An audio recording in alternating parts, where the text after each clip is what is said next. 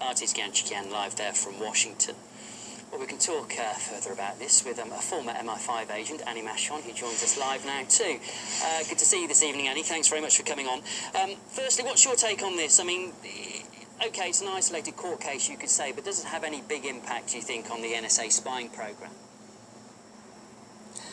It's business as usual for them. I'm sure they're very happy to be told that what they're doing is legal now. I mean, there have been a number of challenges where different levels of courts in the US have said bulk metadata collection is legal, it's illegal, it's legal again.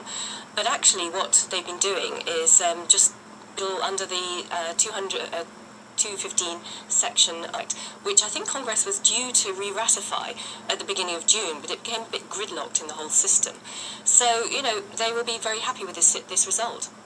Certainly, President Obama seems very happy. You know, the White House has hailed the ruling. But earlier in the year, we did hear Obama saying we're promising to reform things too. Do you think there's been a significant change in attitude in the White House? I think they've passed the buck, basically, to the judiciary to take the hard decisions. So now they've got this ruling, they don't need to make the hard political decisions. They'll just say, well, the judges said it's constitutional, that's fine.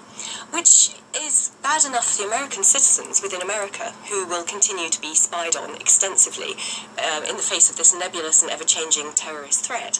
However, of course, none of this whatsoever had any of the rest of us around the world. They could merrily go on, spying on us all to every degree they want to, because we're not American citizens. So it's a bit of a back step for privacy advocates in America, but it's no change for the rest of us. Yeah, you say no change, Annie, but you know we've got the new Freedom Act to look forward to, the one which will replace the Patriot Act. Surely that's a step forward, though, isn't it? That's wonderful Orwellian newspeak, I think. You're free. No, you're not. It's not a Freedom Act. It's a Surveillance Act. They're trying to recast it and make it sound good, but it's not.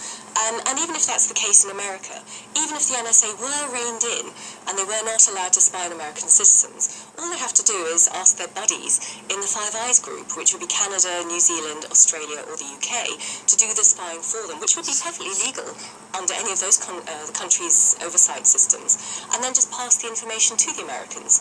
So it is, as I said, very much business as usual. They will always find a way to subvert any notional political oversight within their own countries by sharing this information between themselves and spying on everyone else's citizens. So we are all still very much living under a global panopticon. And none of this has any real impact on protecting us from terrorism. We've seen this time and time again. An NSA whistleblower, Thomas Drake, senior staff, said that actually there was a lot of information the NSA had in the run-up to 9/11, and yet it was not communicated or acted upon appropriately, so the attack occurred. And then we see current and very recent intelligence chiefs in America saying, for example, you know, well, it stopped all these terrorism attacks, and they've been caught lying under oath to Congress about this.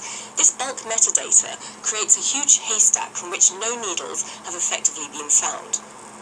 OK, Annie, good to get your thoughts on this. Was Annie Machon, a former MI5 agent. Thank you. Thank you. Now, on a lighter note, Russia's foreign minister has swapped the twists and turns of diplomacy for those of River Pitts.